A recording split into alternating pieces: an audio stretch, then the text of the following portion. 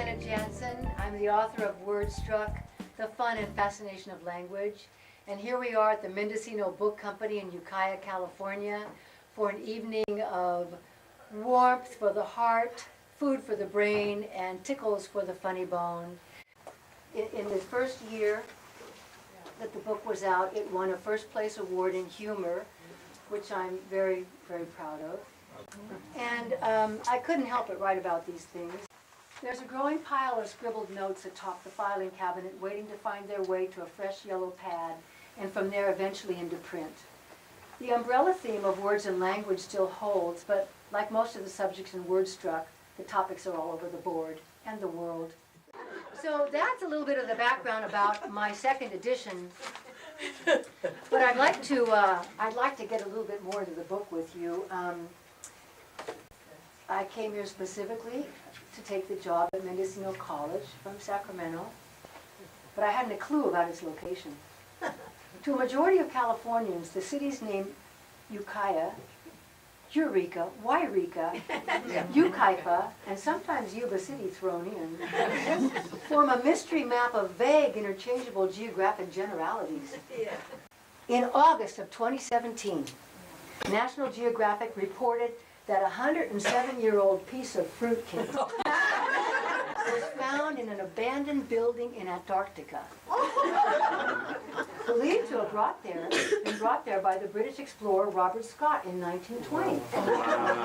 The team who discovered this culinary relic reported that it, quote, looked and smelled almost edible. Keep this in mind when you assemble your emergency survival kit. Change one letter of the word and give it a new definition. So, reincarnation, coming back to life as a hillbilly. We petitioned off the area as soon as we arrived. Should have been. Partition. Her husband had died, so the claim was a moot point.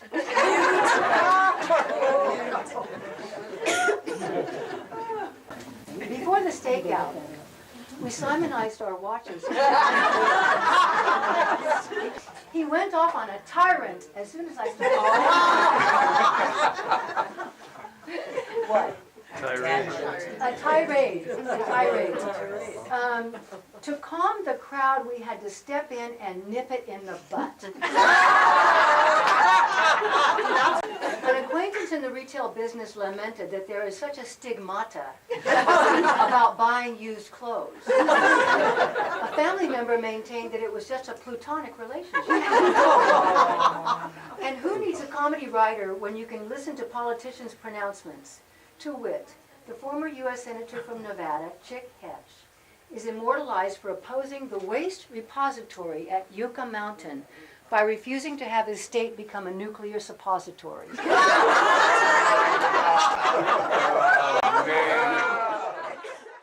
We all know the boring old adage, silence is golden.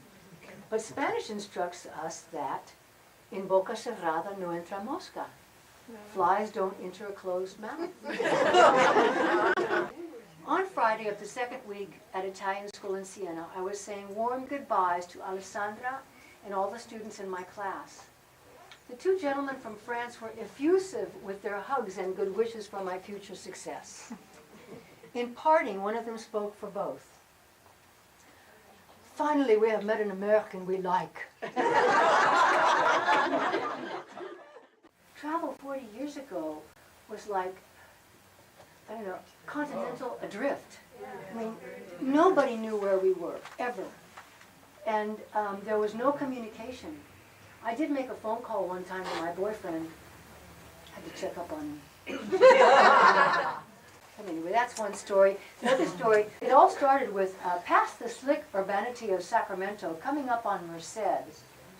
I almost choked on my triple threat power bar at the sight of Lou Rodman's bar stools and dining billboard inviting me to come in and check out our stool samples. I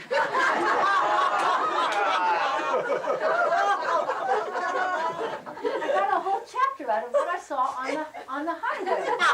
I found welcome distraction and immeasurable cheer and relief in a long lineup of bare-chested Chippendales, inviting me to experience 50 Shades of Men. Suddenly the valley didn't seem so sleepy anymore. I was wondering if you had any fun examples from your upcoming book. But I couldn't get out of the disco because there were all these couples on tables and I couldn't get out to the exit. And so the dance floor was out there, so I had to climb over a 4-foot fence kind of thing. And then I had to drop down 3 feet onto the dance floor. Meanwhile, people are saying, "Loca Norteamericana." I'm like mortified. Another story. Did anyone read the story about me falling into a soup pot? Oh! Well, I had to, that's in the book. You like comedy? Okay, on that note, I'll make an announcement. So this is not announced officially. It comes out on Monday. And my book just won another prize. Another national prize from, the first one was from the Next Generation Indie Book Awards. This one is from New York City Big Book Awards, it's called. And it's also in humor. It's the first place award in humor.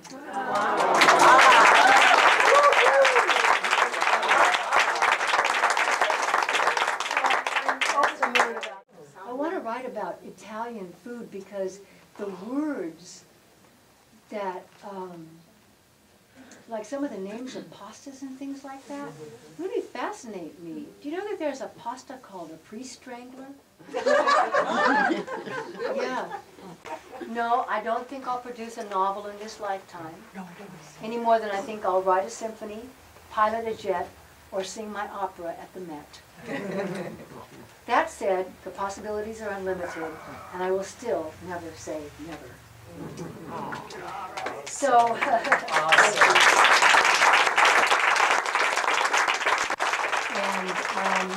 I'm delighted to have this crowd here.